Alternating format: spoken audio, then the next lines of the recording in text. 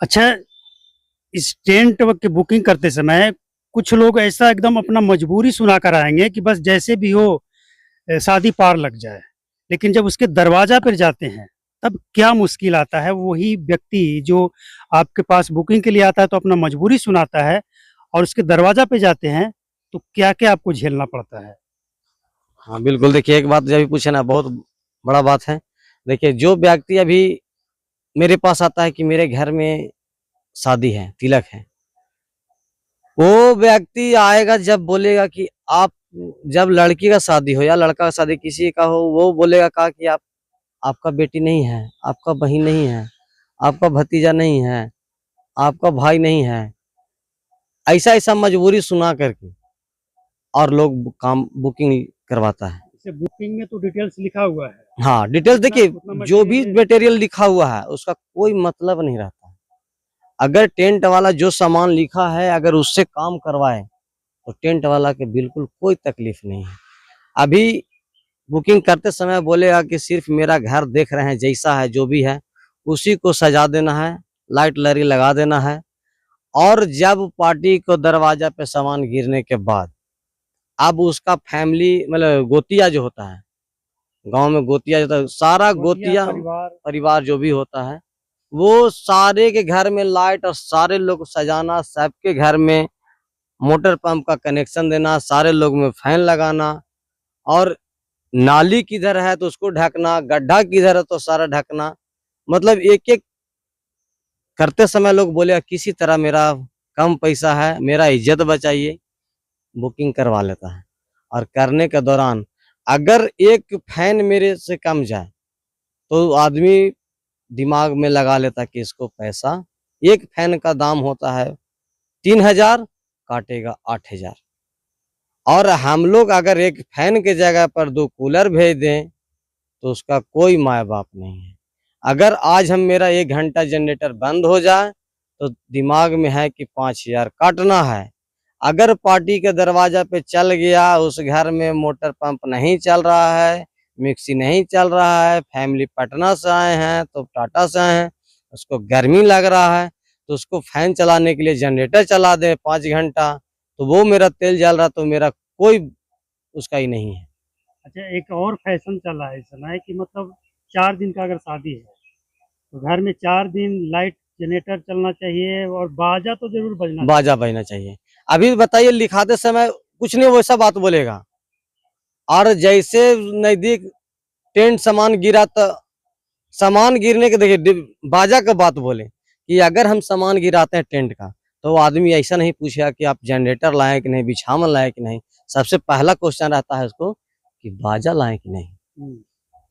उस व्यक्ति में सबसे उस घर से 10 लोग का बुकिंग करते समय एक व्यक्ति बोलता है, लड़का का लड़की का चाचा बाप जो भी भाई। लेकिन बुकिंग जब काम के दौरान उसके घर में 75 परिवार है, बहनोई 5 गो, फूफा 4 गो, मौसा 2 गो, चाचा, मतलब सारे लोग जो है सब से मालिक बन गए। इतना बड़ा मालिक कि वो तो जो करने वाला तो मजबूरी सुना कर रहा है। उन लोग तो जो है से कुछ बोल नहीं पाएगा। और फैमिली में जो आएगा सो सब जो है से इतना बड़ा मालिक बन जाएगा, इधर ऐसा नहीं किया, उधर वैसा नहीं किया, मेरे गाँव में तो ऐसा हो जाता, मेरे गाँव में ऐसा टेंट लग जाता। और आप तो कुछ नहीं किए हैं, पैसा देने लायक नहीं है। और वही घर वाला जो है से कुछ-कुछ जो है शब्द को जो है से लोड ले लेता है। और हम लोग टेंट वाला को लास्ट में काम होने के बाद खामियाँ निकालना शुरू करता है और इसके बाद पैसा काटने का दिमाग लगा लेता है। कभी ऐसा भी हो कि पैसा कटा है? हाँ, ऐसा हुआ है, ऐसा हुआ है, बहुत ऐसा हुआ है कि जो कि देने का, हाँ, बस कमी कुछ नहीं है, सिर्फ़ उसको दिमाग में घुस जाता है कि हमको पैसा काटना है। बहुत ऐसा होता है कि नहीं देता है। अच्छा, ये सब तो हो गया, मतलब बुकिंग का काम भी हो गया, शादी भी हो गया।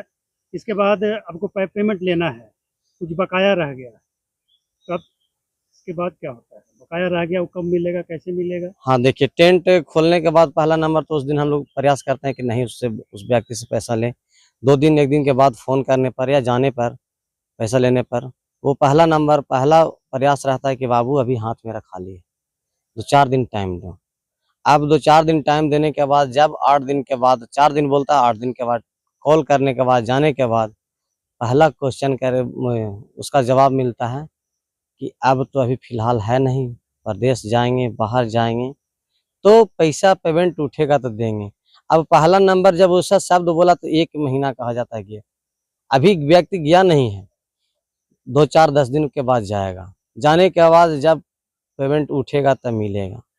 कुछ व्यक्ति ऐसा बोलता है कि बाबू अब धान बिकेगा तब देंगे। धान बिक गया, जब उसके घर गए, धान बिकने के बाद बोला कि दुकानदार जो धान लिया है वो पैसा नहीं दिया है, वो कुछ दिन के बाद देगा। 10 दिन बाद फिर बोले तो 10 दिन के बाद बोला कि अभी नहीं दिया है। 10 दिन मतलब ऐसा करते करते 4 महीना और खींचता है लोग। 4 महीने के बाद हो जाता है गेहूं, धान खत्म हो गया, धान उसका जैसे सारा घर में डूब गया धान का पैसा। अब आया बात कि धान गेहूं, गेहूं कब बिकेगा तो गेहूं का पैसा देंगे। हम ऐसे भी बोलते हैं कि लोग को कि ना हो तो आप हमें 5 कीमत जो आप किसी दुकानदार को दीजिएगा, गेहूं दे दीजिए, हम लोग को तो वसूल करना है।